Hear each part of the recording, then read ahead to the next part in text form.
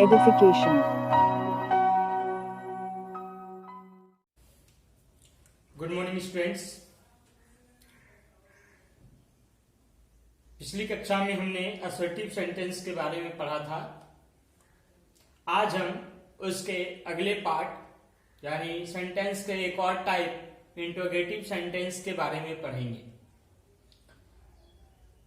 Actual में interrogative sentence जो है वो इंटेरोगेटिव जो है एक वर्ड इंटेरोगेट से डेराइव्ड हुआ है,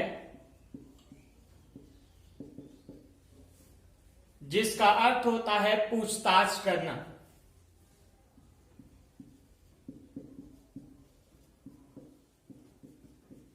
और उसी से बना है हमारा इंट्रोगेटिव, अर्थात अ सेंटेंस। इसका अगर डेफिनेशन की बात करें तो a sentence which ask a question,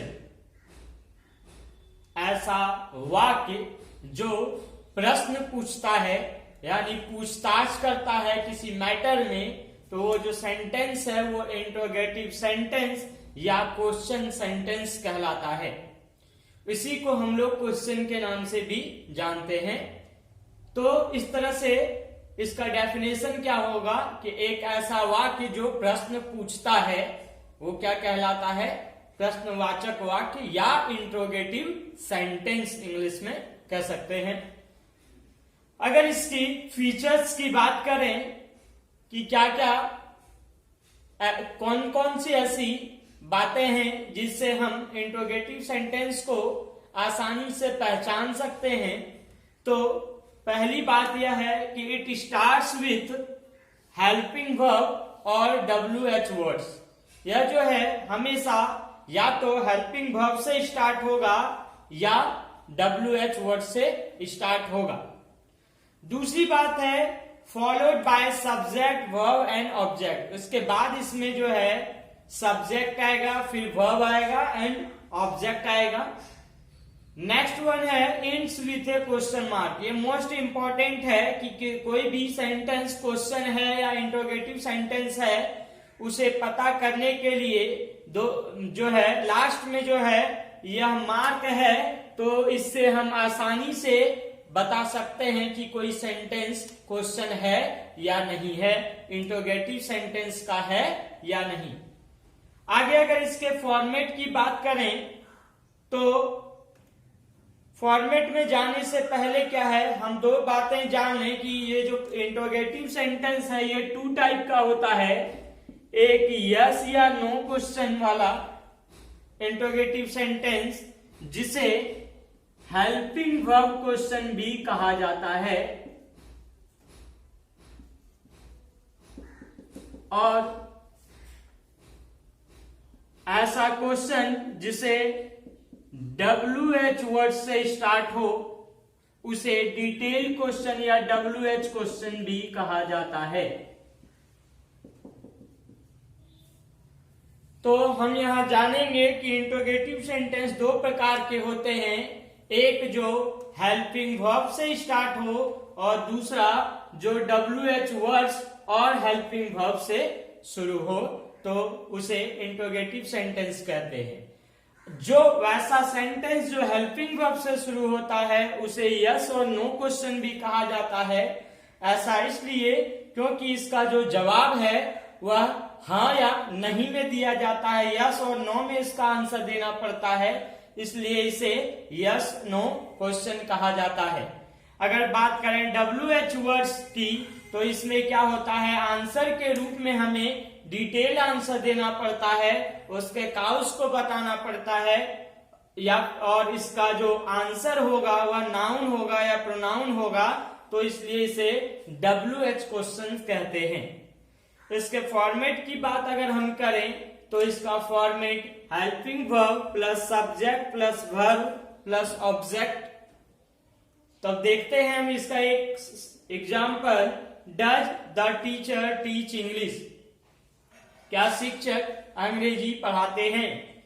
तो डज जो है यहाँ पे हेल्पिंग वर्ब है, द टीचर क्या है? सब्जेक्ट है, टीच वर्ब है और इंग्लिश ऑब्जेक्ट के रूप में है। तो इस तरह से हमने देखा कि इसके फॉर्मेट के आधार पर helping verb plus subject plus verb plus object. अगर हम बात करें इसके कि या यस नो है, यस नो क्वेश्चन है या WH क्वेश्चन है, तो जैसे कि अगर हम कहें does the teacher teach English, क्या शिक्षक अंग्रेजी पढ़ाते हैं, तो इसका आंसर हमें क्या देना होगा।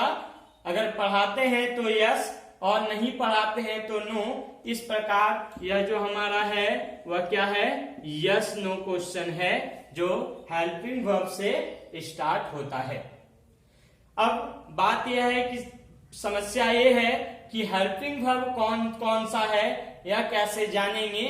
तो इसको जो है हम लोग किसी दिन और जो है एक क्लास के माध्यम से जानेंगे कि हेल्पिंग वर्ब्स कौन कौन से हैं और क्या उनका यूज है। यहाँ पे अब हम आगे चलें तो दूसरा फॉर्मेट हमारा कहता है WH words plus helping verb plus subject plus verb plus object. तब यहाँ पे देखें तो एग्जाम्पल है when are you going to home, तुम घर कब जा रहे हो। सॉरी, यहां से टू हम हटा देते हैं।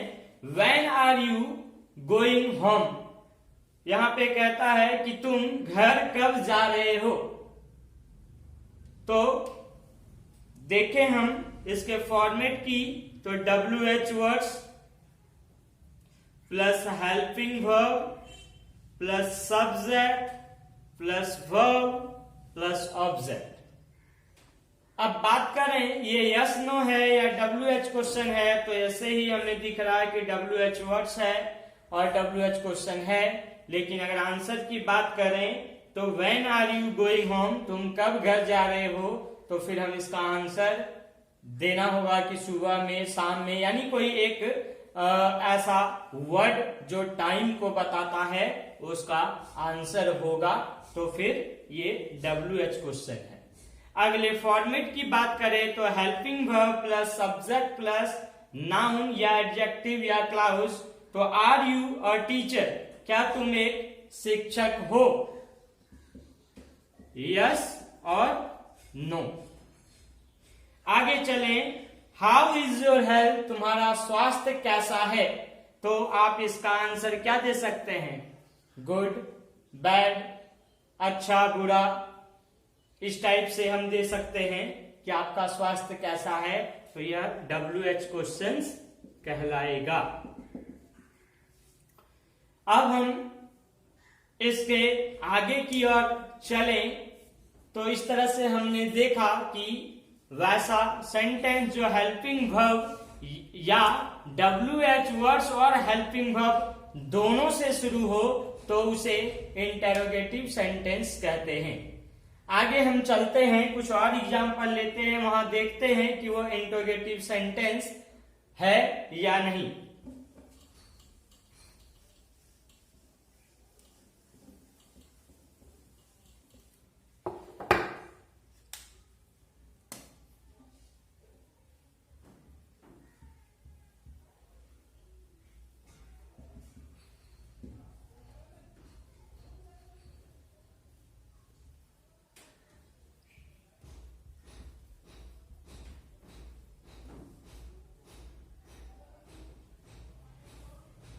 अब हम देखें, यहाँ पे हमारे पास दो सेंटेंस है, where he is going and where is he going.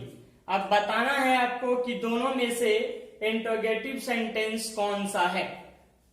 तो अगर हम देखें, अपना फॉर्मेट की बात करें तो WH वर्ड्स है, हेल्पिंग वर्ब है, हेल्पिंग वर्ब इसमें नहीं है, इसमें है लेकिन सब्जेक्ट के बाद है, इसमें सब्जेक्ट के पहले है।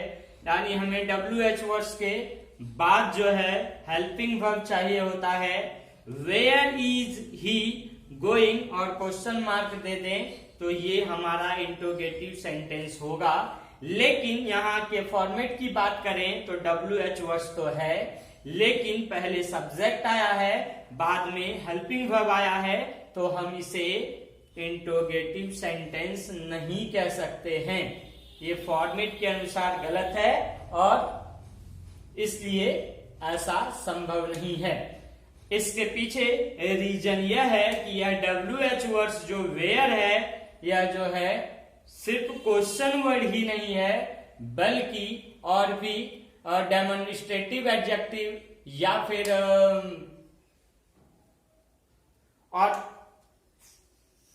और भी एडजेक्टिव के रूप में या प्रोनाउन के रूप में प्रयोग होता है।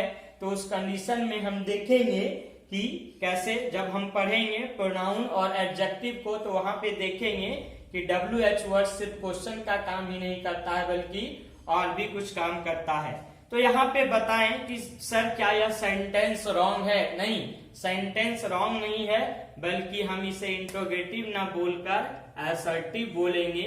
वेयर ही इज गोइंग, जहां वह जा रहा है, यहाँ एक कॉमा पुट करेंगे और इस तरह से हमें सेंटेंस को देखना है।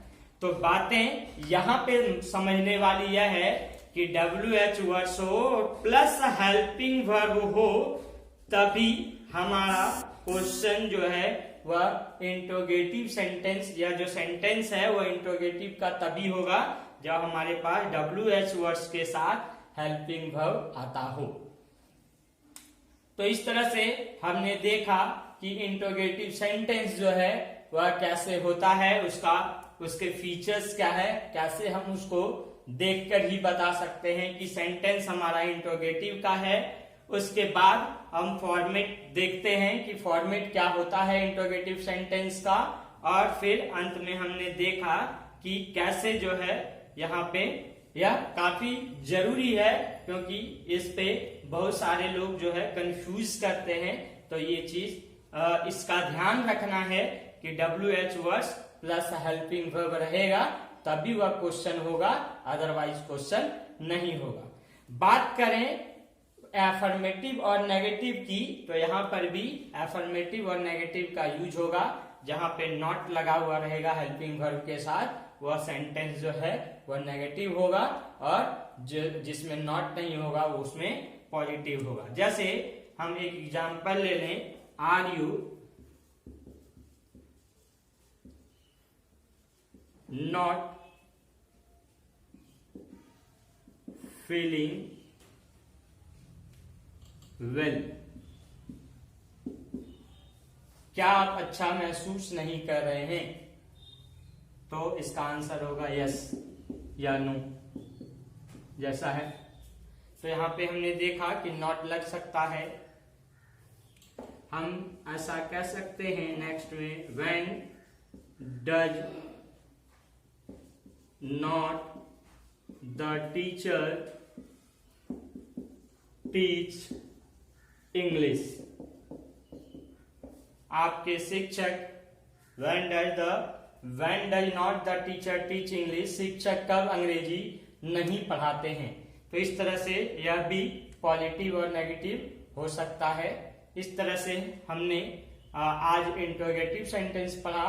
आगे के भाग में हम लोग इंपैरेटिव सेंटेंस के बारे में पढ़ेंगे, उसके फीचर्स और फॉर्मेट के बारे में पढ़ेंगे, और इस पर जो है आप खुद से प्रैक्टिस कर सकते हैं कि हेल्पिंग वर्ब से अगर वह स्टार्ट हो तो वह क्वेश्चन यस नो क्वेश्चन होगा, और अगर WH वर्ड्स से स्टार्ट हो तो फिर वह क्वेश्चन, वह सेंटेंस जो है वह WH क्वेश्चन होगा। इस तरह से हम आज के अध्याय को समाप्त करते हैं। धन्यवाद।